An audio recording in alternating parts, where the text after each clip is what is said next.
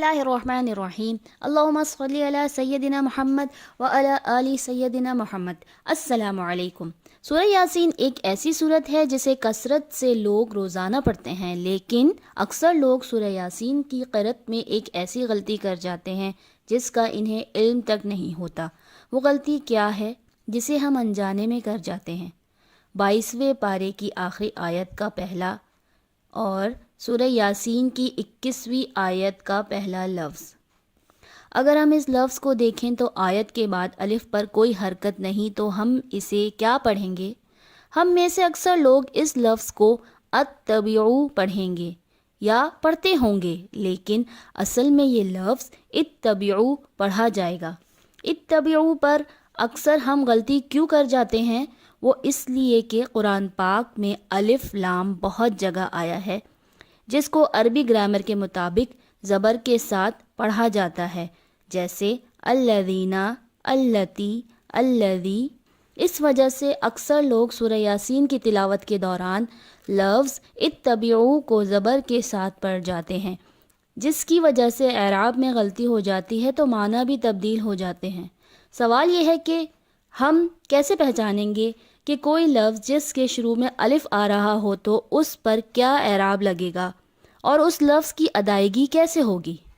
اس کو سمجھنے کا آسان طریقہ یہ ہے کہ جس الف پر کوئی حرکت نہیں ہوتی اس کا تیسرا حرف دیکھتے ہیں۔ تیسرے حرف پر اگر زبر یا زیر ہوگا تو الف کو زیر کے ساتھ پڑھیں گے، اگر پیش ہوگا تو الف کو پیش کے ساتھ پڑھیں گے۔ اب اس رول کو ہم سورہ یاسین کے اس لفظ پر لگائیں گے تو ہم دیکھتے ہیں کہ اس لفظ میں تیسرے حرف پر زیر ہے تو الف کو زیر کے ساتھ پڑھیں گے، اس لیے اسے پڑھیں گے اتبعوا۔ اب ہم اس کو مزید اگزامپلز کے ساتھ سمجھتے ہیں، جیسے سورہ فجر کی آیت میں یہ لفظ ارجعی، قاعدے کے مطابق اس لفظ میں تیسرے حرف پر زیر ہے تو الف کو زیر کے ساتھ پڑھیں گے۔ یہ تو تھی زیر کی اگزامپل۔ اب ہم زبر کی اگزامپل دیکھتے ہیں۔ دوران تلاوت ہماری سانس رک جائے اور ہم وقف ایسے لفظ پر کریں جس کے شروع میں الف پر کوئی حرکت نہ ہو تو قاعدے کے مطابق تیسرے حرف کو دیکھیں گے۔ یہاں تیسرے حرف پر زبر ہے تو الف کو زیر کے ساتھ پڑھیں گے، جیسے امرأتن۔ امرأتن کو ہم تیسرے لفظ کو دیکھیں گے، تیسرے لفظ پر زبر ہے تو ہم الف کو زیر کے ساتھ پڑھیں گے۔ پیش کی اگزامپل دیکھتے ہیں۔ سورہ طٰہٰ کی آیت کا لفظ اشدد، اشدد کو پیش کے ساتھ پڑھیں گے کیونکہ قاعدے کے مطابق تیسرے حرف پر پیش ہے تو الف کو پیش کے ساتھ پڑھیں گے، جیسے اشدد۔ اب آپ کو اچھے سے سمجھ آیا ہوگا کہ بغیر اعراب کے الف کو کیسے پڑھتے ہیں، لیکن قرآن پاک میں 5 الفاظ ایسے ہیں جن پر ان اصولوں کا اطلاق نہیں ہوتا۔